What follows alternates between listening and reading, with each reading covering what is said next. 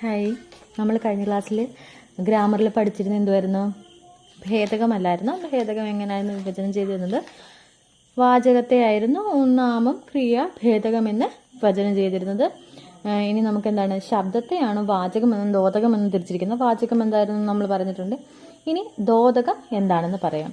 ദോതകം എന്നാൽ സ്വതന്ത്രമായി അർത്ഥമില്ലാതെ എന്നാൽ ഒരു വാചകത്തോട് ചേരുമ്പോൾ മാത്രം അർത്ഥമുള്ളതുമായ പദത്തെയാണ് ദോതകം എന്ന് പറയുന്നത്. അങ്ങനെയുള്ള ശബ്ദത്തെ എന്തെന്ന് പറയാം? ദോതകം എന്ന് പറയാം. ശബ്ദം എന്താണെന്ന് വെച്ചാൽ ഒരർത്ഥത്തെ കുറിക്കുവാനായി വർണ്ണങ്ങളെ കൂട്ടിച്ചേർക്കുന്ന അല്ലെങ്കിൽ അക്ഷരക്കൂട്ടത്തെ കൂട്ടിച്ചേർത്തുണ്ടാകുന്ന അക്ഷരങ്ങളെ അല്ലെങ്കിൽ അക്ഷരക്കൂട്ടത്തെയാണ് ശബ്ദം അഥവാ പ്രകൃതി എന്ന് പറയുന്നത്. എന്താ എളുപ്പം പറഞ്ഞാല്, ഒരു വാക്ക് രൂപീകരിക്കുമ്പോൾ എന്നുവെച്ചാൽ ഒരു വാക്ക് അർത്ഥമുള്ളൊരു വാക്ക് രൂപീകരിക്കുമ്പോൾ വർണ്ണങ്ങൾ കൂടി ചേർന്ന്, വർണ്ണങ്ങൾ എന്താണെന്നറിയാവോ? ചന്ദ്രക്കലയുള്ള വ്യഞ്ജനാക്ഷരങ്ങൾ, സ്വരാക്ഷരങ്ങൾ, ഇവയെല്ലാമാണ് വർണ്ണങ്ങൾ. അപ്പൊ ഒരു വർണ്ണാക്ഷരത്തിന്റെ കൂടെ സ്വരാക്ഷരങ്ങൾ കൂടി ചേർന്നാൽ മാത്രമേ ഒരക്ഷരം ഉണ്ടാവൂ. അങ്ങനെ ഉണ്ടാകുന്ന അക്ഷരത്തെയോ അല്ലെങ്കിൽ എന്താണ് ഒരു പദം രൂപീകരിക്കുന്ന ഒരു അക്ഷരക്കൂട്ടത്തെയോ എന്തെന്ന് പറയാം? ശബ്ദം എന്ന് പറയാം, അല്ലെങ്കിൽ പ്രകൃതി എന്ന് നമുക്ക് പറയാം. എക്സാമ്പിൾ ആയിട്ട് ഞാൻ പറയാം.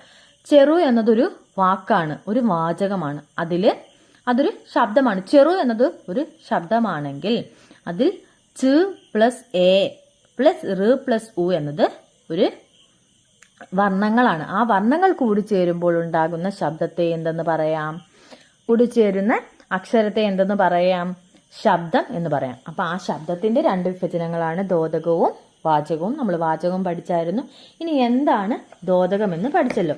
ദോതകം എന്താണെന്ന് ഞാൻ പറഞ്ഞു തന്നല്ലോ. ദോതകം എന്താണ്? സ്വതന്ത്രമായി സ്വതന്ത്രമായി തന്നെ അർത്ഥമില്ലാതെയും എന്നാൽ ഒരു വാചകത്തോട് കൂടി ചേരുമ്പോൾ അർത്ഥമുള്ളതുമായി മാറുന്ന ശബ്ദത്തെ എന്തെന്ന് പറയാം? ദോതകം എന്ന് പറയാം. അതായത് ഉദാഹരണം ഞാൻ പറഞ്ഞുതരാം. വരെ കൊണ്ട് എന്ന് പറയുന്ന ഈ മൂന്ന് പദങ്ങളെ എന്താണ് കൂട്ടിച്ചേർക്കുമ്പോൾ അർത്ഥമുള്ളതായി മാറുന്നു. എന്താ? രാമനും സീതയും. രാമനും സീതയും. അതിനകത്ത് എന്ന പദം ഒന്നിനോട് കൂട്ടിച്ചേർത്തപ്പോഴാണ് അതിന് അർത്ഥം ഉണ്ടായത്. എന്താ? 1 മുതൽ 2 വരെ. വരെ എന്നതിനകത്ത് എന്താണ്? ആ വരെ എന്നത് അതിനോട് കൂട്ടിച്ചേർത്തപ്പോഴാണ് അതിനർത്ഥം ഉണ്ടായത്. അതുകൊണ്ട് അതിനകത്ത് അതു എന്ന പദം അതു എന്ന പദത്തിനോടൊപ്പം കൊണ്ട് എന്ന പദം ചേർത്തപ്പോഴാണ് അതിനർത്ഥം ഉണ്ടായത്. ഇനി ദോതകത്തെ രണ്ടായി തിരിച്ചിട്ടുണ്ട്. നിപാതമെന്നും അവ്യമെന്നും. നിപാതമെന്നും അവ്യമെന്നും.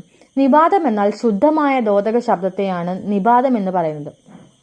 ശുദ്ധമായ ദോതക ശബ്ദത്തെ.